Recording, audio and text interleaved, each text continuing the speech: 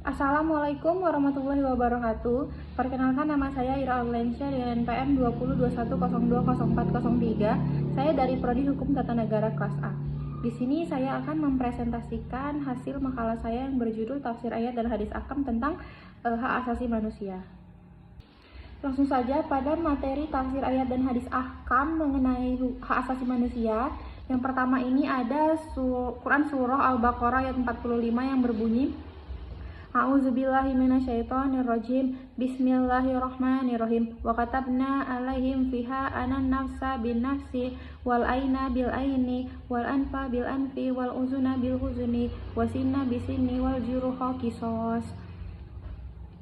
Faman tasaddaqa bihi fahuwa kafaratullah wa man lam yahkum bima anzalallahu faulaika humuz zalimun. Yang artinya, dan kami telah tetapkan terhadap mereka di dalamnya bahwasanya jiwa dibalas dengan jiwa, mata dibalas dengan mata, hidung dibalas dengan hidung, telinga dibalas dengan telinga, gigi dibalas dengan gigi, dan luka pun ada kisosnya. Barang siapa yang melepaskan hak kisosnya, maka melepaskan hak itu menjadi penebus dosa baginya. Barang siapa tidak memutuskan perkara menurut apa yang diturunkan Allah Subhanahu wa Ta'ala, maka mereka itu adalah orang-orang yang zalim. Lalu yang kedua ada hadis tentang hak asasi manusia, yaitu dari hadis riwayat Bukhari dan Muslim yang berbunyi, A'udzubillahi minasyaitonirrajim, Bismillahirrahmanirrahim. Fa inna dima'akum wa amwalukum wa a'radukum bainakum haram kahurmati yaumikum haza fi sahrikum haza fi baladikum haza. Yang artinya, sesungguhnya darahmu, hartamu, dan kehormatanmu terpelihara antara sesama kamu sebagaimana terpeliharanya hari ini, bulan ini, dan negerimu ini. Lalu C. Kandungan ayat dan hukum dalam ayat dan hadis. Yang pertama, tujuan pokok hukum Islam yang disebut maqasid syariah adalah menjaga 5 perkara besar yang sangat vital bagi kehidupan manusia, yaitu menjaga agama, menjaga jiwa atau nyawa, dan menjaga harta, menjaga kehormatan, harga diri, dan menjaga akal. Maka dilarang membunuh atau menjatuhkan hukuman mati tanpa alasan hukum yang sah. Lalu yang kedua ada maqasid syariah ini sangat sejalan dengan ajaran hak asasi manusia atau HAM, yaitu menjamin kebebasan, persamaan, dan keadilan tanpa perbedaan apapun, dimanapun dan kapanpun.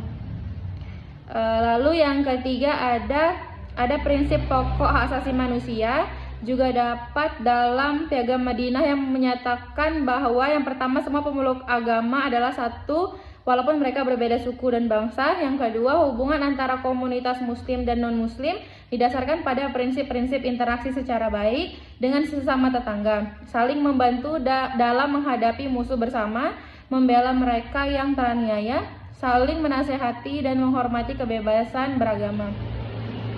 Lalu yang keempat, Deklarasi Hak Asasi Islam di Kairo tahun 1990 juga disejalan dengan ketentuan hak asasi manusia, yaitu hak persamaan dan kebebasan,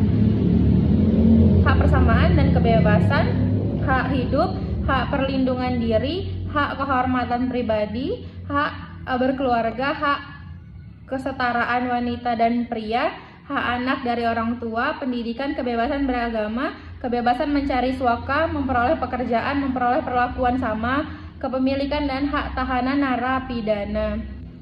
Lalu yang terakhir ada pelanggaran terhadap hak asasi manusia adalah dilarang dan hukumnya adalah haram, baik kebebasan beragama dalam menjalankan agama, berserikat, berpendapat, dan lain-lain. Lalu ada kasus pelanggaran HAM pembunuhan Munir Said Tholib. Munir Said Tholib, beliau lahir di Malang 8 Desember 1965. Beliau sempat menyelesaikan pendidikan S1-nya di Universitas Brawijaya. Selama menjadi mahasiswa, Munir dikenal sebagai aktivis di kampusnya, tetapi sekarang beliau lebih dikenal sebagai aktivis yang menangani pelanggaran HAM yang ada di Indonesia.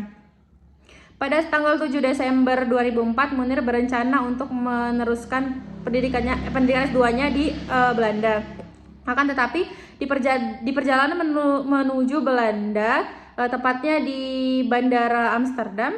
Munir telah ditemukan meninggal dunia. Munir diduga sengaja dibunuh dengan cara diracuni dengan racun arsenikum karena berdasarkan pada pemeriksaan terdapat racun arsenik di dalam makanan serta minuman yang dikonsumsi oleh Munir. Dalam pemeriksaan otopsi juga ditemukan racun yang serupa di dalam tubuh Munir.